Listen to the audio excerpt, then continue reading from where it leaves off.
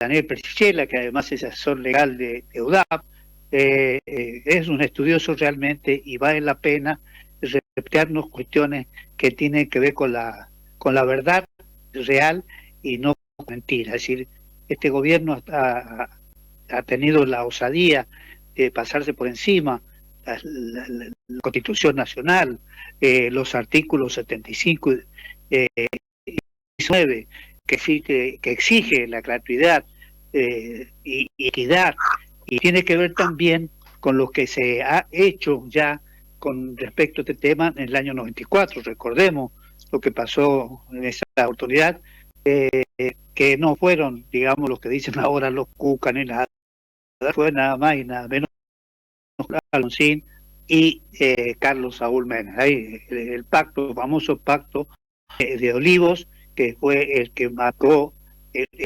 centralmente no solamente la mejora de ese momento y de lo que siguió después, sino cómo se debía tratar el tema. Entonces, que de eso se pase a otra cosa, me parece que nos replanteemos un montón de cosas. Buen día, doctor Daniel. Buenos Carlos lo días. saluda.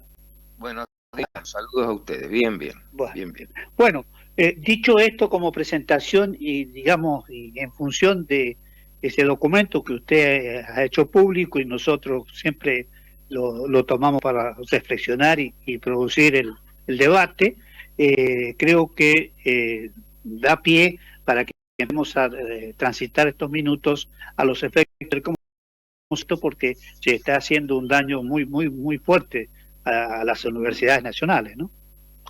Sí, sí, efectivamente. Yo me tomé el trabajo de hacer ese artículo que, por supuesto, como usted dice bien, es ante todo para el debate porque nadie es dueña de la verdad absoluta. Lo que ocurre es que yo visualizo dos problemas, el específico del tema de la universidad y la auditoría, pero a mí lo que más me preocupa, que bueno, de alguna manera está en línea con lo que le acaba de decir la Iglesia al presidente, es esta lógica de binaria de mentir, dividir, generar odio, aprovecharse de la desinformación.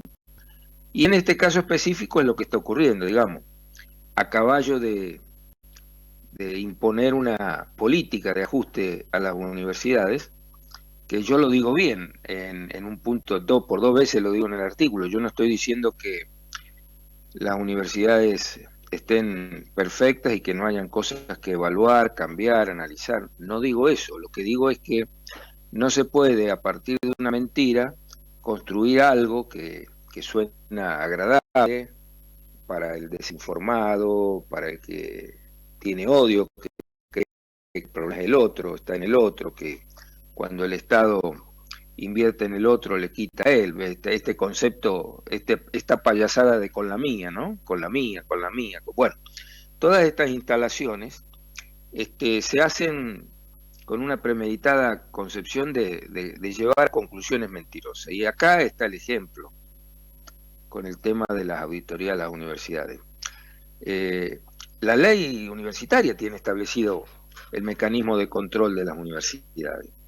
Lo que pasa es que hay dos mecanismos de control, el propio de las universidades, el interno, en el marco de respeto a los principios generales de la Ley de Administración Financiera Nacional, como cualquier órgano estatal, y el externo, la auditoría externa, que es la discusión. Lo que pasa es que la auditoría externa la ha puesto la ley en manos de la AGN. La AGN, la Auditoría General de la Nación, es un organismo que depende del Congreso de la Nación.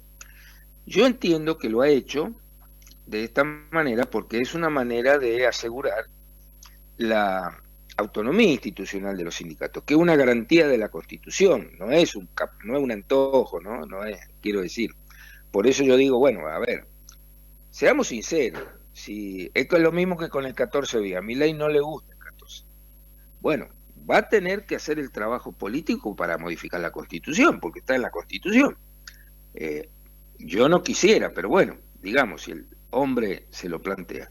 Ahora, todo lo otro son mentiras, son trampas, que se aprovecha este método de la trampa, porque hay mucha gente desinformada que le agrada a primera vista lo que parece que Milei va a hacer, porque Milei le hace creer a todo el mundo que los males de él, de ese ser humano, son los otros. Entonces, bueno, cuando se le quita al otro, parece que se le va a resolver el problema a este él, a este yo. Y no es así, ya está probado que no es así, y ese yo solo se empieza a dar cuenta cuando le llega a él. Los otros días a mí me causaba gracia, había un artista, que no voy a recordar el apellido, que salió muy rimbombante a apoyar todas las políticas de Milei. Cuando el PAMI le negó a la hermana con problemas de salud muy graves un beneficio que le correspondía, ahí se dio cuenta que él también formaba parte de la casta, que la hermana formaba la casta.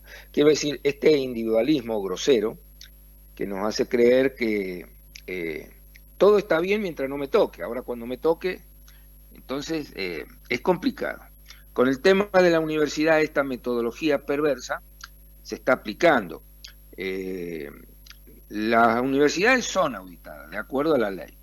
Lo que se puede discutir es si le gusta o no le gusta a Milei que lo audite la AGN. Lo que le ocurre a Milei es que la AGN no depende de él, del Poder Ejecutivo Nacional, sino que depende del Congreso de la Nación. Y para desgracia de Milei, no por un antojo, sino porque la Constitución del 94 también lo estipula, el presidente de la AGN siempre debe ser puesto por la oposición, porque justamente de lo que se trata en cualquier sistema de control, los controles cruzados son fundamentales. Entonces, en una democracia bien habida, un control eficiente debe estar bajo la conducción del que es oposición. A ver, cuando gobernaba el justicialismo, la AGN la manejaba como presidente alguien que representaba a la oposición. Y ahora pasa lo mismo, porque lo dice la Constitución, no es un caprichito de alguien. Acá los únicos caprichos son del presidente. Pero bueno, acá estamos. Yo lo que quiero visualizar, en este caso específico a la universidad, pero a mí lo que más me preocupa es qué es el método. Acá el método es que se instala un concepto generalmente de ajuste, y para darle legitimidad al ajuste se construyen argumentos que muchas veces son mentirosos, son tramposos. Como los discapacitados. Nadie discute que era necesario estudiar, verificar, controlar, porque habían cosas que seguro estaban. Ahora, usted dice esto está mal, lo que hay que plantearse honestamente es mejorarlo, no eliminarlo. Ahí está la trampa. Cuando yo planteo mejorar, estamos todos de acuerdo, todo hay que mejorar. Y lo que está mal, no importa quién lo haga. Ahora, cuando yo armo el argumento de que algo está mal, no para mejorarlo, sino para eliminar algo, acá hay una trampa. ¿Qué es lo que está pasando con los ajustes? Y bueno, y es lo que va pasando. La desgracia de esto es que, bueno, las personas se dan cuenta del ajuste cuando les llega a su bolsillo. Antes, parece ser que el otro siempre es la casta. Hola. Claro, y claro, también pensando, doctor, que esta manera de pretender por vía de producir un impacto, lo que tiene que haber siempre es la chance de no quitar lo que tiene. Si ya lo tiene y se lo quita, cuando se lo dieron a los medicamentos a los jubilados y pensionados, lo pensaron en función del congelamiento interminable que tienen los ingresos a los jubilados y pensionados. Por eso se mantuvo en cuestión de poderle compensar, ¿cierto? Y sin embargo, rápidamente miró los números, se olvidó un montón de cosas, no que había jubilaciones que se podían tocar, pero no tocar justamente la salud del sector pasivo, doctor, ¿no? Mire, en cualquier lugar serio del mundo, en los países serios que nos invita este hombre a que vayamos, pero pendiente, no vamos ahí, esto se llama salario indirecto. Esto se llama salario indirecto. El trabajador o el jubilado tiene un salario directo que es el que le ingresa al bolsillo mensualmente. Y luego, el salario indirecto son un montón de medidas que la sociedad ha tomado la decisión de tomar por razones sociales, de humanismo, por valores que tiene esa sociedad. Por ejemplo, en el caso de los jubilados, estas políticas de promoción y protección del medicamento, porque bueno, son sectores que no hace falta explicar mucho, que están más vulnerables al valor de la salud. Entonces el medicamento es una herramienta fundamental, es un bien social, como está muy reconocido. Quiero decir yo que acá de lo que se trata, salvando las ineficacias y deshonestidades de las políticas de un Estado presente, que han habido y que hay que mejorar, dejando a un margen eso, ¿no? Ahora, la solución no es ni esto, ni ni esto. La solución no es un Estado neutro, ausente, total, que no le importa. Eso es mentira. Vamos a ir mal y vamos a terminar mal. Lo lamentable es que como la gente ha estado muy indignada, se construyen las cosas sobre la desinformación y sobre ese odio que se ha generado, a veces con razones, y que se promueve, ya lo ha dicho la Iglesia ayer, y que se promueve y potencia, porque es negocio para muchos. No vamos a ir bien, porque finalmente lo que está pasando es que a cada uno le va a ir llegando su momento. Yo siempre digo que esto es como cuando sube el agua. Cuando sube el agua en el mar, los primeros que se ahogan son los más bajitos, los más vulnerables, digamos, ¿no? Uno dice físicamente los más bajitos porque el agua va subiendo, pero en la sociedad los primeros en ahogarse van a ser los más vulnerables, los más débiles, los jubilados, los trabajadores, los niños, los enfermos, los discapacitados. Bueno, esto va a pasar. Lo lamentable es que con este discurso de odio, de fraccionamiento, de división, cada uno cree que se está salvando y cree que la culpa es del otro. Entonces, hasta que no le llega a su propia realidad, a su propio bolsillo, a su propio problema de la vida, a su primer metro cuadrado, como se dice, no se da cuenta. Y cuando le llega, creo que va a ser tarde. Pero bueno, yo creo que este es un proceso que vamos a tener que cursar inevitablemente. Creo también que mucha culpa de esto, el caldo de cultivo de esto, han sido esos gobiernos con sanas ideologías populares y humanistas que han hecho mal las cosas. Las han hecho mal por ineficacia y por delictividades. O las hemos hecho mal en la medida en que uno comparte el ideario, en mi caso justicialista. Indudablemente lo hemos hecho mal. Ahora, que se haya hecho mal no justifica esto. Esto no va a llevar a la solución. Esto va a alejar más de la solución. Pero bueno, esta es mi percepción.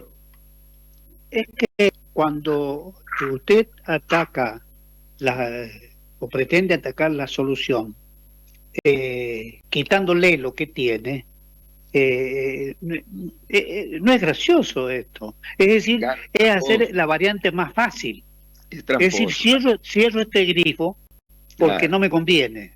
claro, Entonces es tramposo, es tramposo. Y además no tiene ninguna virtud de decir, che, armemos esto, empecemos a trabajar juntos, quiero escucharlo, y no tomar el camino más ingrato que tiene la función pública cuando se trata de trampa. ¿Entiende, bueno, doctor? Pero a ver, acá es donde aparece, por suerte, aunque en nuestra Argentina agonal con mucha ineficacia, acá es donde aparecen las cosmovisiones de las cosas. Yo vengo diciendo con alguna convicción que acá lo que se va a terminar explicitando, sobre todo de cara al año que viene, es la discusión de dos modelos. Un Estado totalmente ausente, neutro, que solo beneficia a los poderosos y perjudica sistemáticamente a los débiles, y un Estado presente. Lo que ocurre con el Estado presente, de lo que hemos venido conociendo históricamente, es que a este Estado presente le ha faltado eficacia y decencia. Esta es la discusión. A ver, para darlo en un ejemplo. Yo no tengo duda que mi ley, pensiones de discapacidad, etcétera, mal dadas, indebidamente dadas. Y no tengo duda que era honesto eliminarlas. Ahora, para eliminar esas pensiones había que ir a hacer un análisis quirúrgico, caso a caso, y eliminar lo que estaba mal, no eliminar al boleto. Lo que pasa es que como en rigor el objetivo no era eliminar lo que estaba mal, sino era eliminar el gasto social.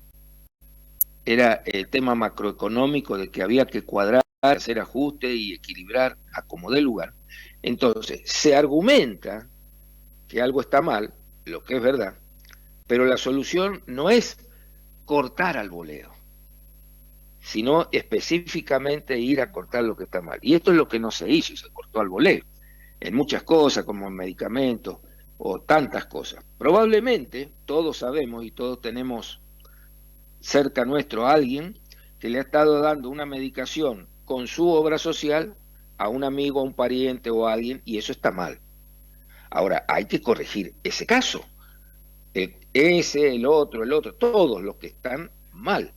No cortar al voleo medicamentos para todo el mundo. Entonces, esto no es ineficacia. Esto es una decisión política consecuencia de un modelo de ajuste, un modelo inhumano.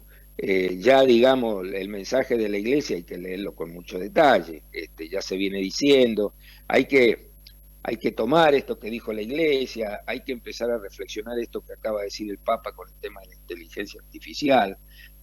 Bueno, hay que mirar todas estas cuestiones. Acá lo que está muy claro, y los que conocen un poquito la historia saben que esto no es nuevo, esto ya se ha hecho muchas veces. Esto no es nuevo. Acá la discusión, lo que pasa es que acá lo nuevo es que la gente que se benefició, bien o mal, todo lo necesario o no, de un modelo humanista, populista, de un Estado presente, esa gente que se benefició, se la ha vaciado en su conciencia histórica y social, y esa gente que es la que se desinforma adrede y que está muy enojada y se le fomenta ese enojo que ya pasa de enojo a odio, esa gente es la que no se termina de dar cuenta que este no va a ser nunca el camino. Hay que seguir insistiendo en las lógicas del Estado presente, pero hay que insistir en que ese Estado presente tiene que ser eficiente y decente, para decirlo casi con rima. Estado presente, eficiente y decente. Esto es lo Claro. que está faltando.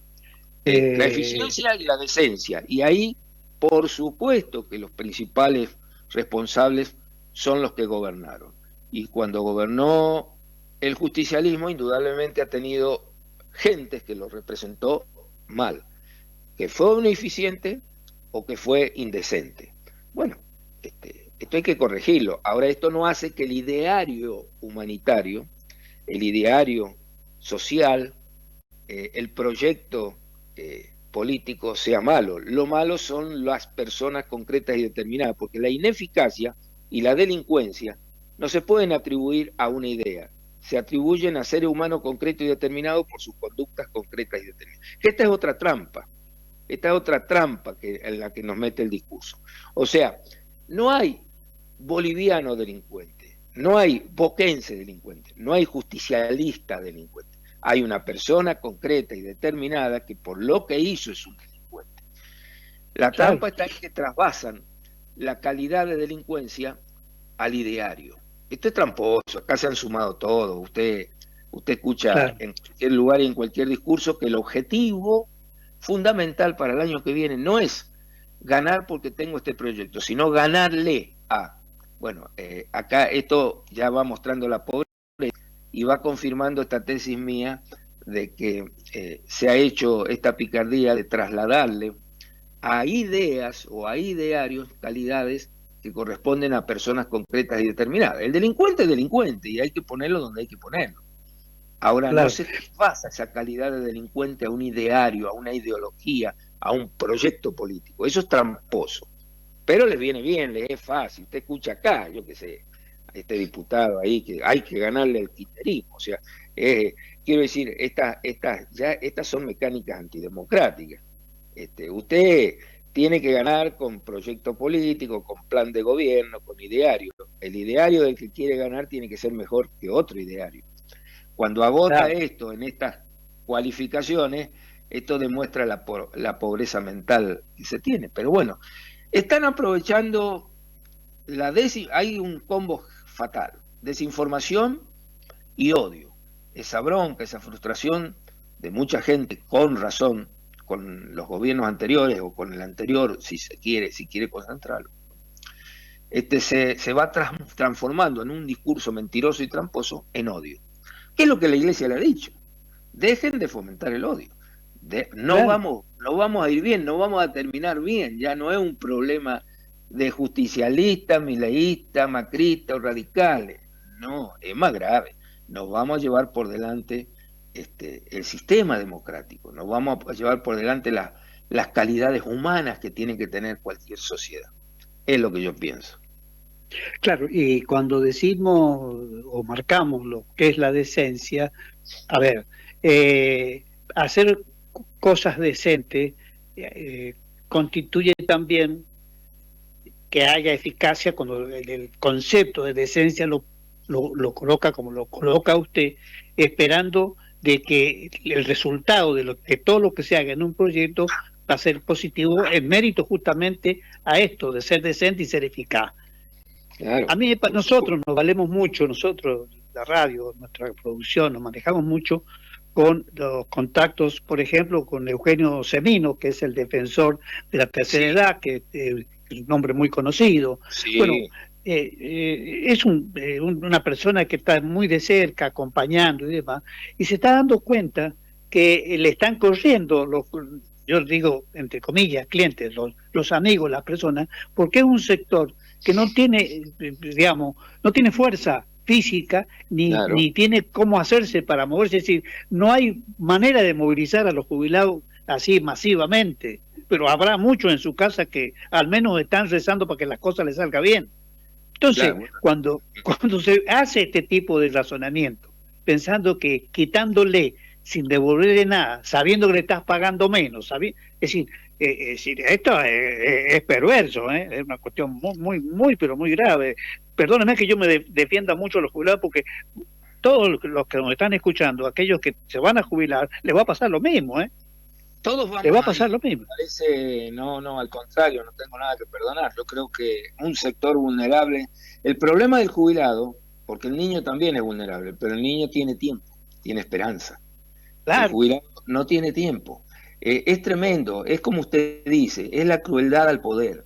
Hay crueldad, hay perversidad. A caballo de un número, de un ajuste, hay perversidad. Y digamos, acá hay dos grandes sectores, los intereses, los poderes reales económicos que no les importa nada, no les preocupa, su preocupación central es la ganancia y se terminó, y los que lo padecen, los que están ahí y los que estamos en el medio, si lo quiere, bueno, estamos ahí tranquilos mirando para el costado porque a mí no me toca, digamos, estamos en este metrito cuadrado, mientras no me toque, yo ahí lo he escrito en un lugar, lo he dicho con cierta ironía, yo no escribo porque soy pobre, gracias a Dios yo no soy pobre, pero alguien ha dicho alguna vez que la injusticia no solo se sufre, sino también se la tiene que comprender. Yo no la sufro, la injusticia, gracias a Dios en mi vida, pero la entiendo, la comprendo, me sensibilizo. Por eso me dedico a lo que me dedico, me enojo, me molesto y tengo estos fervorosos discursos, planteos y expresiones de ideas. Lo que yo insisto en esto es un error muy grave, que tengamos que esperar a que nos pase para movernos, para activarnos, para señalar. Cuando nos pase va a ser tarde. Cuando nos pase va a ser tarde. Este es el momento donde no nos pasa y tenemos que señalarlo porque vamos hacia allá. No nos va a excluir nadie. Acá los únicos que se salvan son los grandes poderes económicos, porque es un sistema hecho así, formado para esto, en el mundo y en la historia.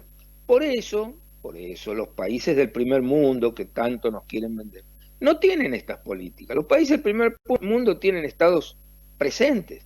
Cuando usted habla de países del primer mundo, Alemania, Francia, Inglaterra, tienen costos altísimos en seguridad social. ¿O por qué se creen? No decimos nosotros, mirá que los jubilados de Francia, los jubilados de Alemania, ¿o qué se creen?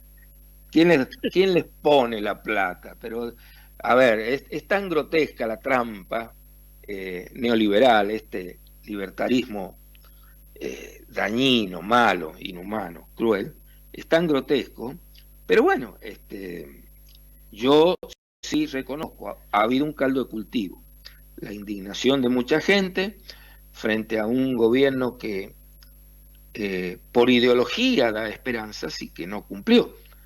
por ineficacias y por delictividades, las dos cosas se dan, ¿no? Y yo soy el primero en señalarlo porque yo no me siento comunitario ideológico de un delincuente. No me importa que el delincuente tenga la ficha tal o cual. Si es delincuente, es delincuente. Para mí es más grave. Mis lealtades, mis compañerismos, mis éticas de colega o de compartir ideologías no alcanzan para sentirme al lado de un delincuente. El delincuente es delincuente. Luego será un delincuente justicialista, radical, libertario, lo que sea, pero ante todo es delincuente. Y hace daño a la sociedad y hay que ralearlo. Esté donde esté, sea quien sea. Claro. Y en su calidad de profesional del derecho, ¿no? Bueno, que no es abogado, pero es un gran observador, uno trata de serlo al menos, respecto de la tarea específica, pero básicamente a usted lo coloco como ya como profesional del derecho. Hemos analizado lo mal que le va a toda esta gente, ¿no? Y decimos, jurídicamente, ¿qué hace mi ley para resolver? Ya sé lo que está haciendo, que hacerle ganar tiempo a Adorni, a Españolo, el caso Libra, que lo compromete a él seriamente. Es más, se dice que ya lo hacía antes, cuando regalaba la dieta de diputado nacional, la sacaba de la criptomoneda. Entonces, este razonamiento de que yo te castigo a vos y de las cosas mías no se tiene que hablar y lo voy a acompañar a Adorni al Congreso, es la vergüenza más grande que tiene un tipo que está sospechado, cuanto menos, de ser corrupto. Bueno, acá sí, yo coincido con usted. Se mezclan las cosas, acá hay un fenómeno complejo. Yo sigo insistiendo en que a caballo de la desinformación y del odio promovido se genera esta condición de este tipo de discurso al que mucho le parece bien. Y aparece un fenómeno que yo más de una vez lo he comentado, el tema de la doble vara, y acá es donde tenemos responsabilidades, los que tenemos algún tipo de responsabilidad social, los profesionales, el periodismo, los constructores de discurso de una u otra manera. El famoso tema de la doble vara, o sea, el mismo fenómeno era pésimo, era indignante, le paraba los pelos a muchos, y hoy ese mismo fenómeno tiene una mirada distinta, ha perdido esa gravedad. Mire, yo le voy a dar un ejemplo común, simple. Yo me acuerdo cuando el gobierno era justicialista y el gobierno sacaba leyes en el Congreso conforme a las lógicas del sistema de mayoría y el sistema democrático de la Constitución, o se decía que eran autoritarios o se decía que el Congreso era una escribanía. Hoy en día también se sacan leyes, pero no, hoy no hay autoritarismo, no hay escribanía. Hay un trabajo político eficiente del gobierno. Bueno, esto es doble vara. El mismo fenómeno calificado de distinta manera. Y así se va construyendo un sentido común malo, nefasto, que no tiene nada que ver, hay que sacar, con aquella o aquellos dirigentes que han delinquido. Esos dirigentes yo los excluyo de cualquier análisis. Yo lo que veo es que se aprovecha esas cosas, esa delictividad en el ejercicio del poder, para trasvasarlo a fenómenos generales. Entonces, hoy se ha hecho que muchos piensen que delincuente es sinónimo de Cristina y de justicialismo.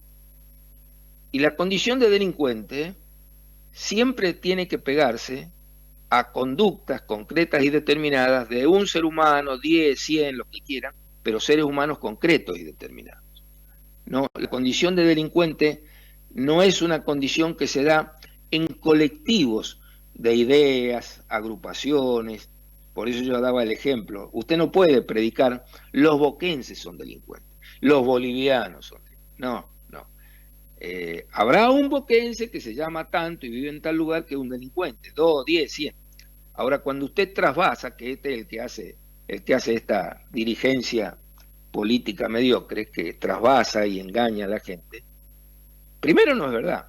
Segundo, se está debilitando la democracia, porque usted está pretendiendo que mucha gente crea que una ideología, un partido, una historia, una historia que no se puede negar, con lo bueno y con lo malo, es sinónimo de delincuencia. Esto es malísimo para la democracia, pero bueno, se llevan por delante las reglas más básicas y bueno, hoy tenemos acá dirigentes políticos en San Juan que están hablando de eso, ¿no?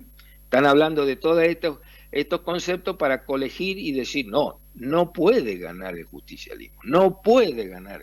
Bueno, estas son construcciones que se van haciendo con culpas del justicialismo ante todo, sin duda, pero son construcciones falaces, crueles, perversas, ineficaces para el sistema democrático a la larga, ¿no?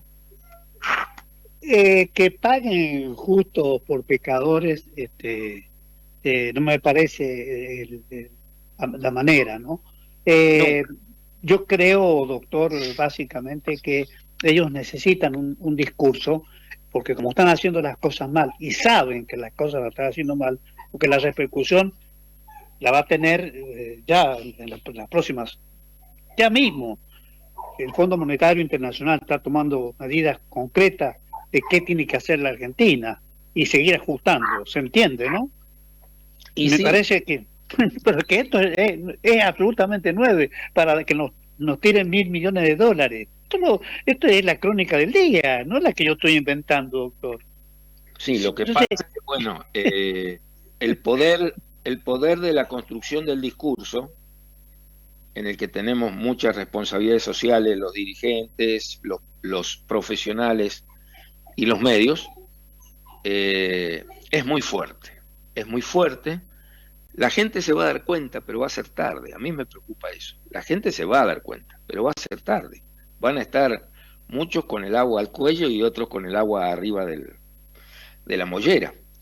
El ejemplo del que va subiendo el agua, ¿no? Que para mí las crisis sociales son como la mar que sube, la mar que crece. Pero bueno. Y esto que usted dice con autoridad también y con realidad, ¿no? Es diferente un jubilado a un niño, o a un joven, a un adolescente, en el tema de tiempo, el valor del tiempo. Claro. Que lo sabe usted desde que estudiaba Derecho o que estudiaba lo que estudiaba. Y aparte, usted fíjese que no es casual que se golpeen esos niveles. Primero, el jubilado se está yendo del sistema electoral, así que muchos jubilados que se dañan hoy, el que especula en el poder dice, bueno, si total ya no va a votar la próxima. Esto se analiza. Claro. Y el niño no vota. Y bueno, y en el medio, una juventud que viene desinformada no desde ahora, desde hace tiempo, no con muchas energías para informarse bien, que está receptiva al engaño, a la indignación, a la bronca, y de la bronca y de la indignación al odio, ahí es un problema de gramitos de inoculación de veneno, más o menos. Y el odio es bravo, el odio es malo. Yo digo, alguien dijo, no vaya a ser que estemos construyendo un Adolfito, el Papa. Yo digo también, no vaya a ser, y no quiero que sea. A ver, no quiero que sea. Yo vivo acá, no me voy a ir de acá, tengo mis seres queridos acá, no quiero, no deseo que sea, no, bajo ningún costo quisiera que ocurra para que después yo pudiera decir, viste que tenía razón. No, es perverso eso. Pero me preocupa mucho porque tenemos un presidente que no tiene límites ortodoxos y racionales en su accionar. Bueno, acá no es Alfonsín. Acá lo voy a meter en un lío, pero yo tengo que decirlo porque lo podía haber hecho solo con una separación del programa, pero la tengo que compartir con usted, que es abogado. Denuncia al presidente por traición a la patria y abandono de persona. Por esto hay que designar al defensor del pueblo, artículo 86 de nuestra Constitución Nacional. Basta de claudicación y entrega. Esto lo dice Héctor Horacio Di Tulio, diputado provincial, diputado nacional y convencional constituyente, mandato cumplido, y dice lo que es, usted como abogado lo sabe, el objeto: vengo a formular denuncia contra Javier Milei quien se desempeña como presidente de la Nación Argentina por los delitos de traición a la patria, abuso de autoridad, perdón, y violación de los deberes de funcionario público previstos en los artículos 214, 225, inciso primero, 248 y 249 del Código Penal de la Nación, reservando la posibilidad de asumir el rol de querellante y reservando el caso federal en base a las consideraciones de derecho y aspectos del derecho. Bueno, ahí lo paso a resumir, pero es largo y usted lo entiende de qué se trata esto, pero centralmente lo que está pidiendo que Juicio político. el juicio político. Es decir, sí. A ver, eso no, la consulta es esta. Este planteo al defensor del pueblo requiere que le saquen los fueros, ¿no es cierto? Hay una previa ahí, ¿no es cierto? No, a ver, si usted si usted lo va a llevar a un proceso penal, sí, pero si usted plantea el juicio político se da en el ámbito del Congreso de la Nación. Es que él dice juicio penal, él dice juicio penal. Sí. Penal. Sí, hay que hacer un proceso previo, claro, un proceso previo para que vaya ante la justicia ordinaria. Sí. Pero fíjese, doctor, los hechos, tal y como resulta público y notorio conocimiento, Javier Milei no solo ha comportado actos inapropiados para la representación que ejerce, dice acá, o haciendo declaraciones que comportan verdaderas declaraciones de guerra en contra de la República, Irán, ¿cierto? Sí. Sino que además ha dictado normas de carácter administrativas no publicadas que importan la recepción y asistencia de extranjeros en gran número y con compromisos extraordinarios en favor de esos grupos, lo que comprometen económica y territorialmente al país. Existe ya un informe número tal, de fecha tal, que devela lo que se dio en llamar programa de recepción y asistencia humanitaria para personas desplazadas por conflictos internacionales, que incluye, alojamiento, alimentación, atención médica y apoyo psicológico con acceso a servicios básicos, educación, salud y programa de inserción laboral y transitoria. Mire, este parrafito, usted lo entiende económicamente cuál es y puede hacer la comparación que usted quiera. Se le pone un nombre genérico, pero es una política concreta que ha estado haciendo en favor de, entiendo yo, israelíes o judíos. Claro. Sí, pero a ver, yo lo que digo es esto, no desconozco, estamos leyendo, estamos escuchando, es altamente probable que muchas de estas cuestiones en la teoría encuadren en estos procederes ilícitos de orden penal, de otro tipo. Ahora, volvemos a lo mismo. Tanto para un juicio político como para un desafuero hacen falta los votos. Por supuesto. Por supuesto. Ver, acuérdese usted, nosotros hemos vivido... Perdón, doctor, en lo penal, es decir, en lo penal, atención que si hay otra figura en el derecho penal que no necesita los votos. El infraganti, o sea, es decir, sí, bueno, pero eso requiere de una, esto lo hablamos usted y yo, y podemos ponernos de acuerdo, pero esta condición la va a determinar un juez.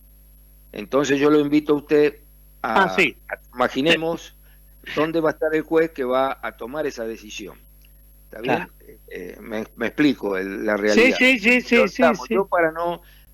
no quiero exacerbar indebidamente lo que no hay que exacerbar. Lo que yo digo es que el juicio político o el desafuero, fíjese lo que pasó con Debido. Claro, sí. Con Debido, el Senado mantiene una línea inquebrantable, que fue la que protegió a Menem hasta que se murió, de no dar desafueros hasta que hubiera sentencia firme. Y bueno, y quedó así, y Menem murió sin salirse del Senado para que fuera controlado por la justicia. Por el contrario, con Debido, la doctrina de la Cámara de Diputados fue otra y terminó de esta manera. Lo que yo quiero decir es que en el caso del presidente, juicio político, desafuero, de una o de otra forma hacen falta los votos, que no van a estar. No van a estar, no van a estar, No no van van a a estar. estar. Así que toda esta cuestión, que yo la leo, la escucho y todo, y no me animo a decir cuánto de verdad hay o no, pero sí creo que hay, sí creo que hay muchas cosas y no son Y ortodoxas, no son normales, va a quedar en el aire, va a quedar en el ámbito de lo político. Ahora, yo vuelvo a traerlo a la famosa doble vara. Cuando se resuelva con los votos, imaginemos, y no se haga esto, bueno, es el juego de la democracia. Ahora, porque lo hace Milei, lo hace el mileísmo, lo hace la derecha ideológica. Si esto mismo se hiciera en un gobierno popular, se diría que hay autoritarismo, que son antidemócratas, que la escribanía. Bueno, esto es lo que yo quiero destacar. El mismo fenómeno no puede tener dos calificativos. Y acá es donde tenemos que empezar a despertar y entender que existen constructores de discursos y que esos constructores de discursos tienen intereses. El interés, la medida de las acciones, me enseñaron desde muy chiquito a mí en la Facultad de Derecho. El interés es la medida de la acción. Entonces, hay que entender que alguien nos construye los discursos y hay que entender el interés que persigue el que construye el discurso. Yo estoy seguro que va a ser plenamente democrático que a Milei no se lo lleve a un juicio político, no se lo desafuere, etcétera, etcétera, etcétera. Y va a ser democrático. Si esto mismo pasara con un presidente de origen popular, sería dictatorial, sería autoritario, sería escribanía. Bueno, esta calificación del mismo fenómeno es la que hay que profundizar. ¿Por qué de una manera o por qué de otra? Porque detrás hay intereses. Hay que empezar a entender los intereses reales. Cuando empecemos a entender los intereses reales, se va a empezar a recuperar la conciencia social. Especialmente nosotros, las clases medias, que debemos entender de una vez por todas que a nosotros nos conviene que a los que están bajo nuestro les vaya bien. Porque la miseria social tiene muchos efectos la miseria social, el daño, el perjuicio a los pobres, a los débiles. Y esas miserias traen delictividades, traen caldos de cultivos, y esos caldos de cultivos repercuten en nosotros. Cuando vienen todos estos procesos complejos, esa gente muy humilde que pasa de la pobreza extrema a la delictividad, no le va a robar al rico, nos va a robar a nosotros, en nuestros barrios, nos va a robar a nosotros, va a violar a nuestros niños y nuestros nietos. Bueno, entonces las clases medias un día vamos a tener que entender que lo mejor que nos puede pasar para estar seguros es que los débiles, los que están bajo nuestros, estén humanamente bien, mínimo. Pero bueno, claro, discúlpeme la extensión, no, pero eso no se, pero francamente los creo, los considero. eso no se compadece con la estadística, 50% de pobres y una porción también, no igual, pero bastante alta, de indigentes. Me parece que es un escenario bastante claro como para que eso la gente, si no lo incorpora, es porque la situación en general es tan mala que ni miremos eso, ¿no? Por acá no pasemos. Claro. Ahora, pero nosotros las clases medias tenemos responsabilidades también, grandes responsabilidades. Porque vuelvo a insistir, a nosotros nos ha invitado alguien que escribió esto. La injusticia se sufre, se padece, pero también se entiende. No necesito yo, clase media, profesional, protegido de muchas lacras y miserias de la sociedad, padecer esas miserias para recién entender. Puedo entender en teoría las injusticias sociales, puedo entender qué significa para mí en esta sociedad cuando empiezo a ver que a la puerta de mi casa me empiezan a golpear cada vez más seguido niños pidiendo cosas. Las cosas no van a ir bien y un día me puede tocar a mí. Entonces tengo que tomar responsabilidades, tengo que colocarme en el lugar y no puedo decir a mí que me importa, a mí no me toca. No va a alcanzar, puede tocar. Ahora, abusando de su paciencia, doctor, ¿cuál es su punto de vista en esta relación que ha establecido Milei con Trump ya hace bastante tiempo? Es más, hasta a raíz de ese contacto le dieron un salvataje en un momento determinado de esta gestión. ¿Qué piensa usted de eso?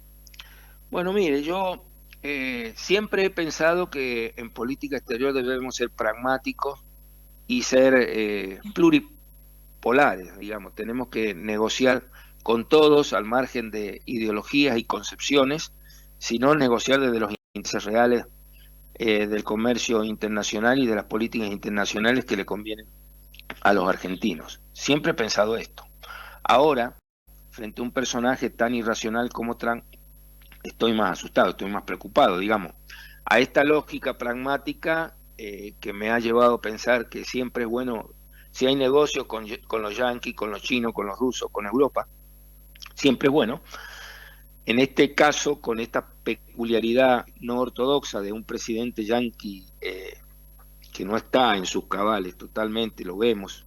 O sea, el discurso de un yanqui de este presidente no es inusitado, nunca ha ocurrido que un presidente diga, le doy tanto plazo a tal, voy a conquistar tal cosa, voy a hacer esto, voy a hacer lo otro, y me preocupa más.